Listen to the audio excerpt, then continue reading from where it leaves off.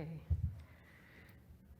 All the speakers that you're going to hear have also contributed new research for the catalog accompanying the exhibition O'Keeffe and Moore for the San Diego Museum of Art. We're very grateful to all of them for sharing their insights and expertise on these two iconic modern artists. May I first introduce Dr. Barbara Buhler Lynes. She's the author of the O'Keeffe Catalog Raisonné, published by Yale in 1999, as well as numerous publications about the artist and her contemporaries. She was founding curator of the Georgia O'Keeffe Museum and founding director of its research center. In addition, Lynes has taught art history at Vanderbilt University, Dartmouth College, and Maryland Institute College of Art, and served as Sonny Kaufman Senior Curator at Nova Southeastern University Art Museum. Here, Barbara will share her expertise on interpretations of O'Keeffe's work. Welcome, Barbara.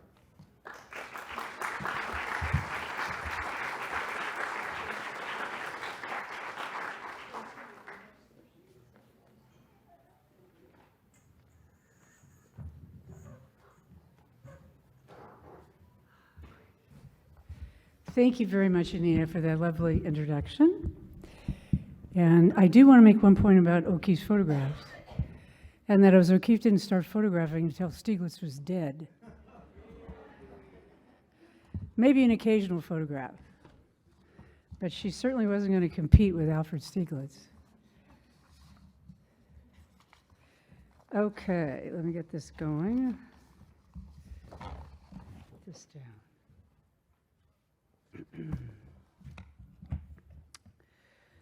Okay. Seeing the works of O'Keeffe and Moore together for the first time will undoubtedly, let me adjust this slightly, will undoubtedly spark new realizations about them and their work. Today I want to talk about two that came to me while carrying out research on the year that they crossed paths as a result of their 1946 exhibition at the Museum of Modern Art. O'Keeffe's was on view from May 14th through the 25th of August in 1946, and Moore's was on view from the 17th of December to the 27th of March in 1947. And both were organized by curator James Johnson Sweeney, and I'll show you a picture of Sweeney. Wait a minute, I want to get him here. This is James Johnson Sweeney. Now, get back to these other two. Can I reverse here? Oh, there we go. No, I can't reverse. Can you reverse them for me? There we go. Okay. There we go. Okay, back to these.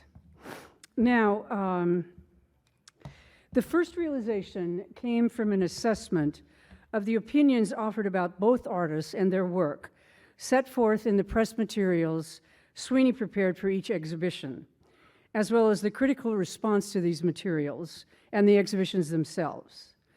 The second, I realized a previously unrecognized component of O'Keeffe's work in doing this essay and working with these two artists together that further defines her importance, I think, and uniqueness among 20th century American modern artists. In 1946, New York critics, I want to show you a picture, oops, here we go.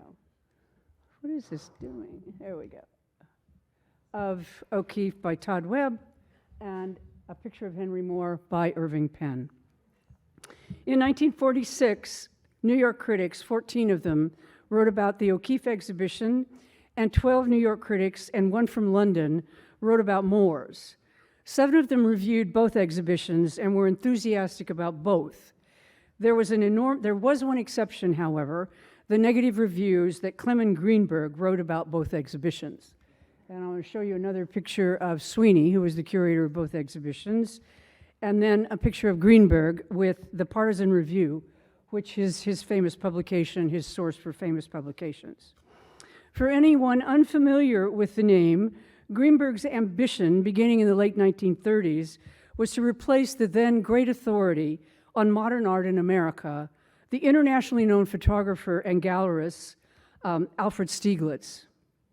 And here's a photograph of Stieglitz and the periodical that he produced, Camera Work. Stieglitz had held that position since the 1910s. In addition to his renown as a photographer, he was America's first advocate of modern art and had organized numerous exhibitions of European and American modern art at his famous Avant-Garde Gallery 291 before its closure in 1917, and well before the famous 1913 Armory Show in New York, which first exhibited American and European art together. Stieglitz had published the avant-garde periodical Camera Work and promoted a small group of avant-garde artists, Arthur Dove, Marston Hartley, John Marin, and George O'Keeffe. He had first seen O'Keeffe's work in 1915. He became her dealer in 1916 and her husband in 1924.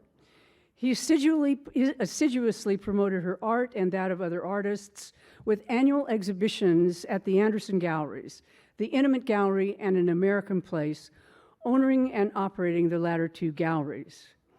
Greenberg set forth some of his ideas about modern art in issues of the Partisan Review, namely Avant-Garde and Quiche, which was published in 1939, and Toward a Newer Laocoon, which was published in 1940.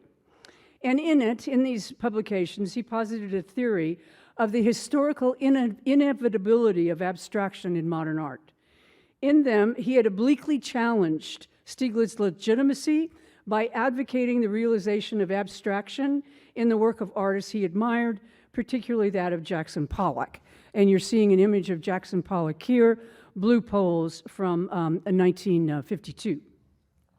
As early as 1942, when Greenberg reviewed Jerome Melquist's book, The Emergence of an American Art, he reviewed that, and in a review called Study in Stieglitz, Greenberg openly attacked Stieglitz and the work of his artists, except Marin. He somehow approved of Marin. Greenberg asserted the major fault of Melquist's approach, quote, his approval of everything and everyone more or less connected with Stieglitz. Mr. Melquist's attachment to Stieglitz takes precedent over everything else.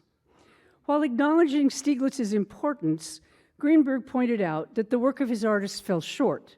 He wrote, Stieglitz's services to American art are inestimable, but for all that there is about him and his disciples, too much art with a capital A, and too many of the swans in his park are only geese, unquote. This critique of Stieglitz and his artists was shaped by Greenberg's emerging theories about modern art, as were his negative reviews of the O'Keeffe and Moore exhibitions.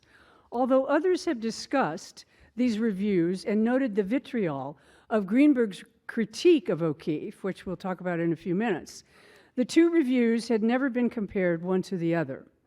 Doing so provided an answer to my long-held query, which will become clear in the following synopsis of the two reviews. Why was Greenberg's O'Keeffe review so vitriolic? Greenberg considered Moore's work along with that of the American sculptor Lachaise and Gaston Lachaise, whose exhibition was on view perhaps at the same time, perhaps revealing that Greenberg did not consider the work of either important enough to review separately. First, he denigrated Moore's work, and it is important to note that everything in Moore's 1946 exhibition was relatively small, as he had not yet begun working on the monumental scale for which he is best known. And I'll show you a picture of one of the works that was in that exhibition. Greenberg asserted the superiority of Lachaise. He wrote, Lachaise is the more authentic talent and a better artist. He dismissed the significance of Moore's interest in turning to pre-Renaissance sculpture as sources for his work, referring to them pejoratively as archaeological reminiscences. He faulted Moore's art for its lack of originality and its answering, quote, too perfectly the current notion of how modern, sophisticated, and inventive sculpture should look, without at the same time disappointing the popular demand for the heroic. And then in parentheses, truly original modern sculpture like Brancusi's makes that demand seem irrelevant, unquote.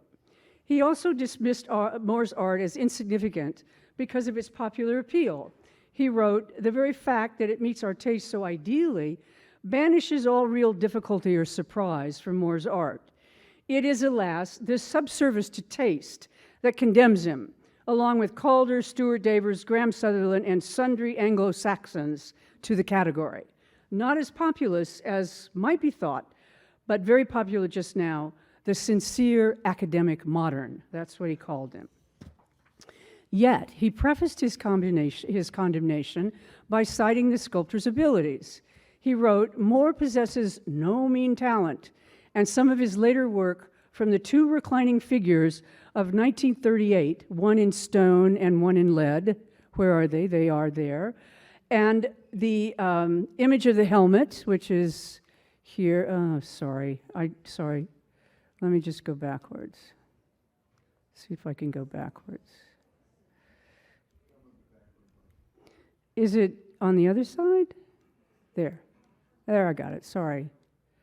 You get so tied up in what you're saying, you forget to deal with it. Okay, his image of the helmet in 1940 on lead, and the image of the two family groups, these two bronze family groups of 45 and 46, he says, will surely outlast the transient ardors of that informed contemporary taste upon which Moore's art is now making what I feel is an exaggerated impression. His O'Keeffe, now that's pretty bad, right?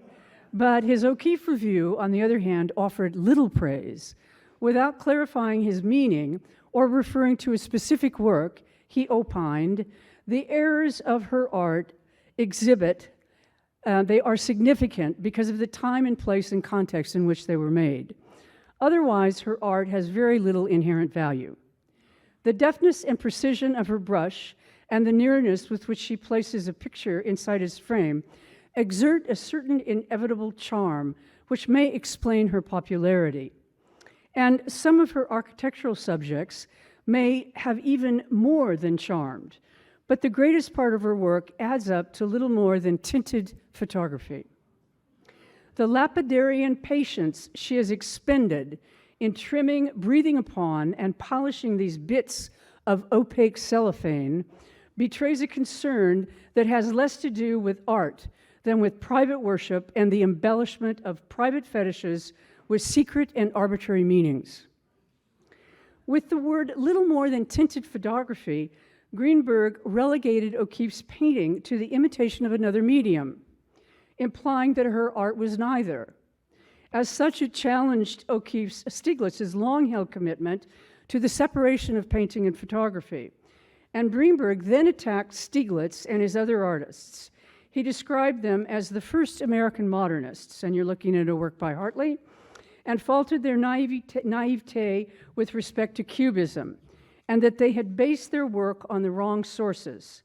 Fully aware of anti-German sentiment in America as a result of World War II, he wrote, "They mistook Cubism for an applied style, or like many German artists, they saw the entire point of post-impressionist paintings in fauve color, or else they addressed themselves directly to German expressionist art as a version of the modern, which they found more sympathetic and understandable than that of the school of Paris. In any case, they read a certain amount of esotericism into the new art." And he laid those faults at Stieglitz's feet, who became, quote, Miss O'Keeffe's husband, incarnated and still incarnates the messianism with which in the America of that time was identified with ultramodern art, unquote. Greenberg's review of the Moore exhibition implicitly critiqued the museum for organizing an exhibition that promoted work that did not fit his ideas about modern art, but he openly condemned it in his response to the O'Keeffe exhibition. And here is an image of the Museum of Modern Art, the front of it. Quote, "That an institution as influential as the Museum of Modern Art should dignify this arty manifestation with a large-scale exhibition of O'Keeffe's art is a bad sign. I know that many experts, some of them on the museum's own staff, identify the opposed extremes of hygiene and scatology with modern art, but the particular experts at the museum should have had at least enough sophistication to keep them apart," unquote. Although I don't have time today to review the press materials for you and the other critical responses to both exhibitions, as I did in my essay for the current catalog, exhibition catalog, both resonate with the persona and voices of each artist. And I'm showing you here a work, two works by Georgia O'Keeffe. Briefly, in speaking about O'Keeffe's work, Edward Allen Jewell noted, "Each picture may be called a portrait of the artist herself." Elizabeth McCausland followed suit by pointing out, "A direct statement is being made which stems from the artist herself." For Joe Gibbs, quote, "The Puritan, erotic, mystic, and symmetrical is the woman," unquote. Georgia O'Keeffe has put on paper and canvas for the past 3 decades. I'm sorry, that's the unquote. And here we have a picture in which we see O'Keeffe with Stieglitz that conveys the idea that Mary Braccioti noted on O'Keeffe's beauty, the starkness of her clothing and how her body, clad in black, seemed to dissolve in black, in the black covering of her sofa. I don't have a picture. That particular newspaper article was not illustrated, but I think you get the idea of how she melts into the same color as Stieglitz's robe here. Obviously, this wasn't in the newspaper. This is a photograph from a different time. She wrote, "Clothed in a loose black suit, her figure melted into the protective clothing of the black slip-covered couch. The whiteness of her blouse was startling, but her strong, beautifully modeled face, with slightly graying dark hair pulled back to a knot at the nape of her neck, made you forget it," unquote. Eric Newton, the English critic among those who reviewed Moore's show, set forth the artist's persona and was repeated in many other reviews. For example, the anonymous critic for Newsweek quoted Newton, and this is what he wrote about Moore. "To introduce him as a man will certainly go part of the way toward explaining him as an artist. Imagine a smallish, compact man in his studio working steadily but furiously, or walking slowly to the pub with his Russian wife, or on his way back from it.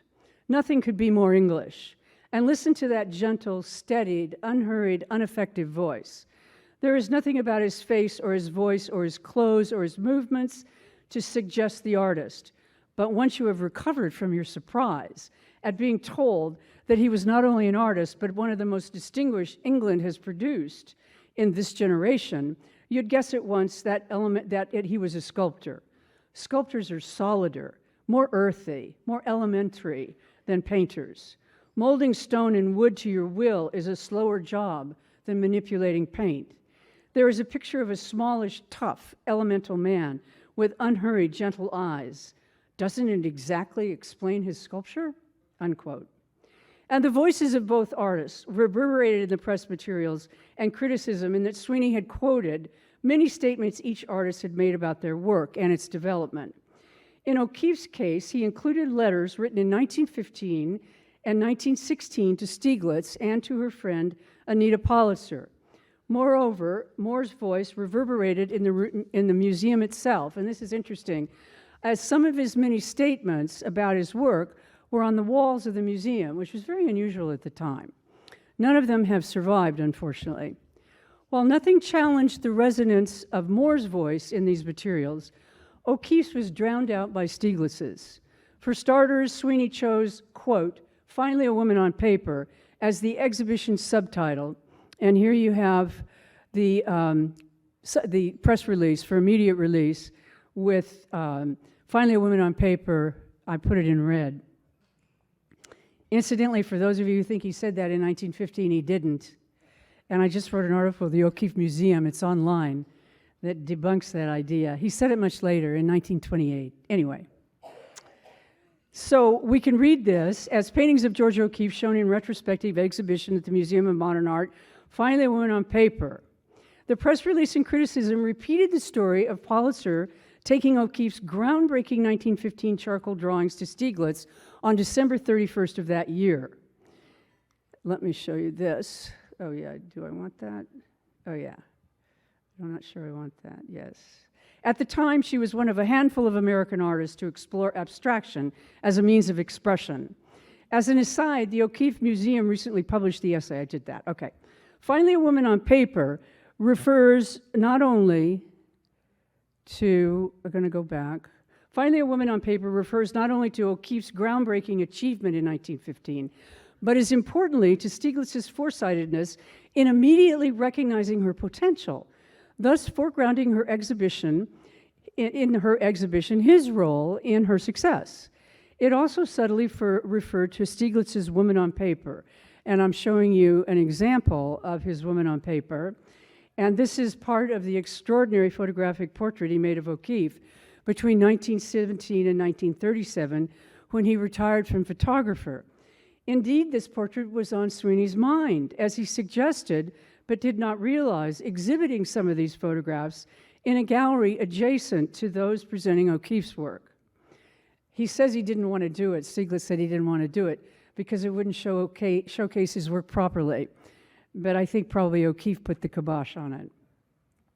Although time limits me from including the many references in the press materials and criticism to Stieglitz's numerous accomplishments that I amply demonstrate in my essay, I quote the anonymous critic for Art News who realized and wrote about how Stieglitz's voice and presence dominated the criticism.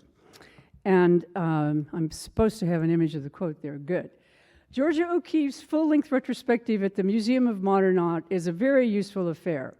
If you walk through it before you read the catalog, you will be able to form your own picture of what she represents in American art, without interruptions on the part of Mr. Stieglitz. The 291 publicity, and of course that was his first avant-garde gallery, technique need not bewilder you in all of its wonderful simplicity until you feel ready to take it, unquote. Whether Stieglitz played a role in Sweeney's overt tribute to Stieglitz in the press materials for O'Keeffe's 1946 exhibition, which was amplified in the criticism, confirms Stieglitz's significance and central place as the voice of authority in the New York art community, as had Melquist's book in 1942. And there's such adulation for Stieglitz, especially coming from the Museum of Modern Art. I can't believe I'm doing this. There we go. Image of Stieglitz and Greenberg. I wanted that back. Is that there? There we go. Infuriated, I believe, Greenberg, thus explaining his astonishingly vitriolic review of O'Keeffe's exhibition, Stieglitz and the Museum of Modern Art, thus shedding new light on the political dynamics within the New York art community in mid-century America. Turning to the second issue that was very interesting to me, O'Keeffe's art. Certainly since the 1980s, when art historians and biographers began to write about her and her accomplishments, many of her innovations within the history of American art have become clear. As mentioned earlier, her 1915 charcoal abstractions were highly innovative, and incidentally, I find this fascinating, none was included in the Museum of Modern Art exhibition in 1946. But this is one from 1915 that Stieglitz saw in 1915. And beginning in the mid-1920s, she revolutionized the history of flower painting by presenting large-scale images of flowers as seen as if through a magnifying glass or a close-up lens. And with images of her made by numerous important photographers, especially after Stieglitz's death in 1946, she set forth her own public image of herself that differed dramatically from the sexualized image Stieglitz had established in the 1910s and 20s as a woman expressing her sexuality in her work. And you can see this image by Josef Karsh, which is much later. Sorry, that's the bottle of water. I didn't mean to do that. And so, you know, she has a chance to redefine herself, and she does it after 1946 and his death. Another innovation in her work involved the concept of seeing things from a distance and from close up at the same time, images that conjoin certain points of view. And I want to just show you this. And that is, yeah, there it is. Is it projecting? I don't think it's projecting. The laser pointer is, oh, there it is. Wait a minute. For some reason, I lose it when I get up there. Do I do it from here? Well, I'll try and explain this. And that is a photograph of the red and yellow cliffs behind O'Keeffe's Ghost Ranch house. And it is a painting of the Ghost Ranch cliffs that she did in 1940. And you can see in her painting, the trees are really tiny. and you'd have to be really far away to see them that small. But the cliffs are right in front of your face. So it's a conjoining of 2 points of view. She called that from the far away nearby. So that's a concept that she was very conscious of. And that is bringing things together that present 2 different points of view. Now, the processes of thinking about her and O'Keeffe's work together led to this discovery, and that she creates dynamic 3-dimensional forms on 2-dimensional surfaces, lending her paintings a highly sculptural component. Many of the essays in the current exhibition catalog will call attention to this component of her work, which was first noticed by Lloyd Goodrich, who organized the 1970 retrospective of O'Keeffe's art at the Whitney Museum of American Art. And he was talking about this picture, which in 1946 was dated 1915 and considered one of her original drawings in 1915, but that is an abstraction from the Palo Duro Canyon in Texas, and there's no way that she could have made that before she went to Texas. So in the Catalogue Raisonné, I dated that 1916, 1917. He says, almost all of these drawings are abstract. Their forms suggest those of nature, but without specific imagery. They are marked by a sense of movement, not representation of moving things, but movement in the forms themselves. In drawing number 13, or drawing 13, the 3 separate elements, the undulating rise form, the succession of swelling bud-like shapes, and the series of acute angles move in differing yet related tempos and in contrapuntal style. In her book, 3 Women, 3 Artists, Anne Middleton Wagner used the terms embodied and disembodied to describe self-portraits O'Keeffe completed in 1917, implying these sculptural qualities in her work. And she used the term, the word embodiment, in discussing Moore's work at the same time. And in 2001, in her book, Painting Gender Constructing Theory, The Alfred Stieglitz Circle and American Formalist Aesthetics, Marcia Brennan discussed the interior and exteriority of O'Keeffe's floral forms, implying their sculptural quality, and she coined the term embodied formalism to characterize the aesthetic of O'Keeffe's work and that of the other Stieglitz artists. Another component of some of O'Keeffe's work lend themselves to an even greater sculptural quality, and I just want you to look at this for a minute. This is a photograph of Rancho's Church made by Paul Strand, and a painting of the same thing by George O'Keeffe. And if you look closely at that, you'll realize that O'Keeffe is painting this from multiple perspectives simultaneously. And that is, in Strand's photograph, we can see the front of the area where the buttress is, and we can see the area to the right of it. We can't see what's in shadow. O'Keeffe brings that out, and so we really walk from the left side of this painting to the middle of the painting to the right side of the painting. It's really a fascinating thing that I became aware of in doing this exhibition. It's as if you're walking around a sculpture. She had already done this much earlier in terms of point of view when I showed you this image of Lake George with crows, and that is, you're seeing the lake from the sky, but you're seeing the shrubbery and the bushes as if you're looking at them straight on. So she's combining 2 points of view there. I made that point also about the cliffs. And in this image that is from 1917, it is a portrait, a self-portrait that she did in front of a mirror. And in the catalog, I demonstrated for the first time that these were self-portraits that she was doing of her body. And of course, she was pretty much courting Alfred Stieglitz at the moment by sending him these portraits of herself. And he was married to a very Victorian woman. This must have been very titillating for Mr. Stieglitz to receive. And you can see in this image that there are 2 points of view. The breast and upper body are seen as if in profile, but the lower part of the body is pointed toward us. So it's a double image, and it characterizes 2 points of view as if we're, again, walking around the form as if it's a piece of sculpture. And in this image of the cross, which is in the show, you see the cross, you're looking at it directly, but the way she handles white underneath the arms of the cross makes you feel as if you're down under the cross looking up. The concept of one work representing simultaneous points of view relates to this component of O'Keeffe's work to Cubism, which O'Keeffe became aware of in the mid-1910s through her contact with Stieglitz, the exhibitions he organized, and images reproduced in camera work. Her 59th Street studio, which is from 1919, is a painting that depicts a series of interacting geometric shapes, which may be a nod to the movement, but some of them may also derive from the subject itself, the doors and windows of this architectural space. And incidentally, there's a painting in the exhibition, it's called The Patio Door, in which she's looking through space like this again, which is a very interesting perspective. Yet in certain paintings, and especially in Rancho's Church, she achieves such simultaneity through seamless, smooth transitions, revealing what might refer to as an organic cubism within her work. Whether she was conscious of doing this, it cannot be determined unless I work with my friend Dale Cronkright and we examine some of the underpainting, some of the underdrawing in these paintings and really have fun with it. But it adds a new dimension to to the sculptural qualities of her work and a new innovative aspect of her achievement. Thank you.